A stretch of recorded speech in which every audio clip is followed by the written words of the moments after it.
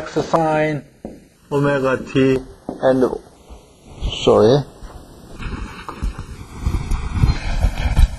xat is equal to xa sine omega t.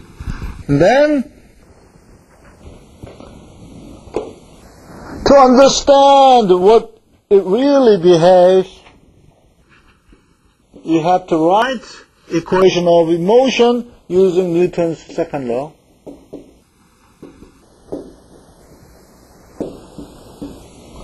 Equation of motion.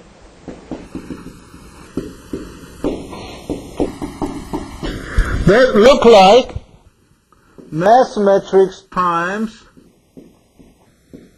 x vector k matrix times x is equal to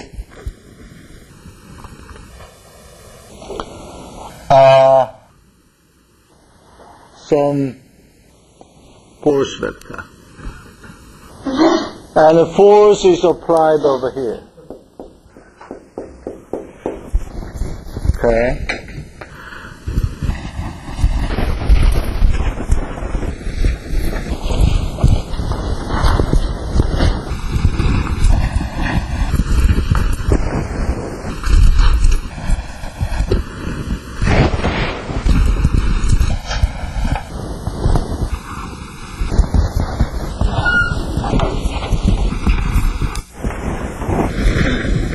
Can you erase this for me? You will get 0.0001 point.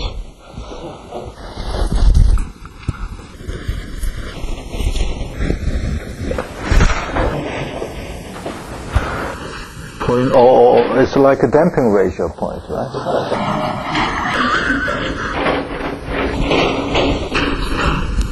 Okay. The mass matrix would look like M 0 0 MA, and then we have X and XS, okay, sine omega t. Thank you. Yeah, you can erase this. Plus what the K matrix look like over here. The K plus Ka, right? And here I have Ka, of course, and I will have XS, thank you, sine omega t is equal to, assuming that I have Ft has magnitude F0 sine omega t, then I have here F0 sine omega t and 0. And what I will have over here, off diagonal term? Minus Ka. Sorry, I have to use the same notation. Okay.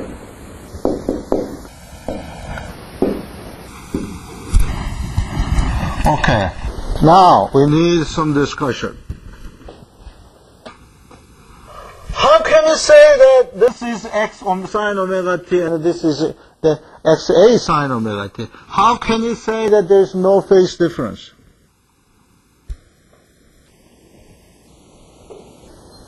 Then somebody say, because there is no damping, the only possible phase difference is 1 and minus 1.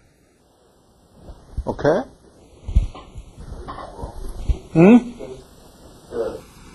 X plus mass is but that is not. You got one very good orange, and he owes me one orange, so why don't you give that orange to this guy? One orange. Oh, no, you, right?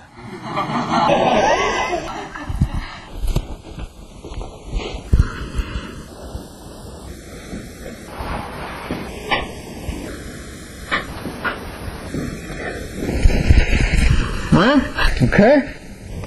So, what we will have is minus omega square m k plus ka minus ka minus ka minus omega square ma plus ka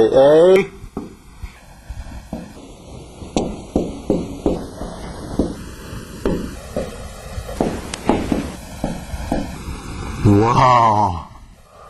Simple, right? Okay, we can do the model analysis.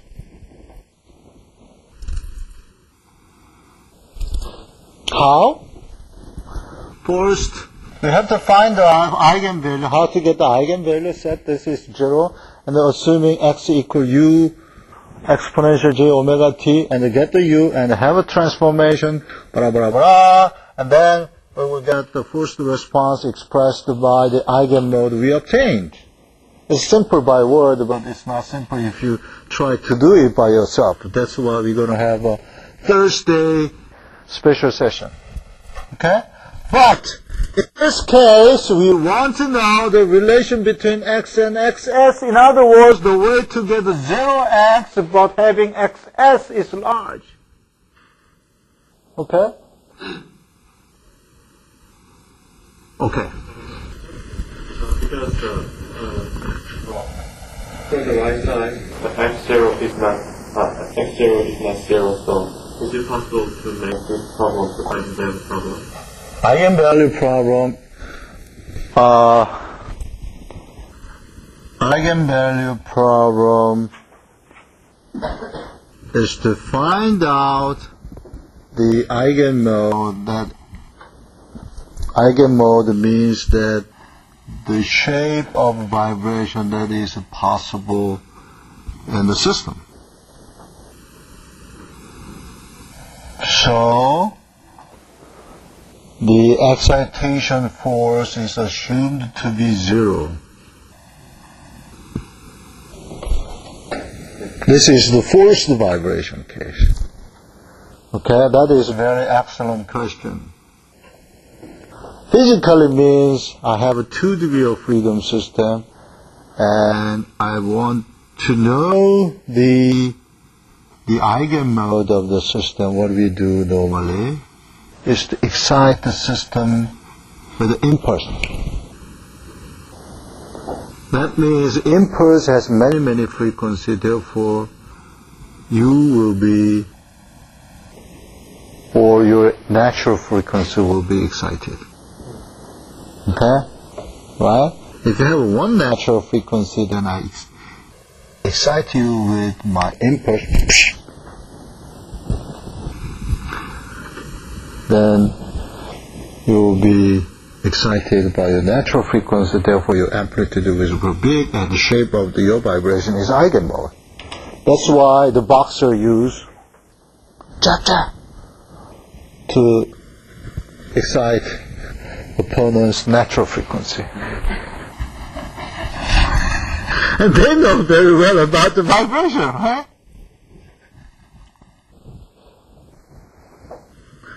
They cannot excite them by holding them like this, then you will be always defeated, right? Boxer cannot use this kind of forced excitation, right? Ah, that's another good point. You have a small, very small orange. Okay, this equation is actually algebraic equation, and give me the following equation. This one multiply x, and this one multiply s has to be equal to f0, and this one multiply x, and this one multiply ss has to be 0. Right? So,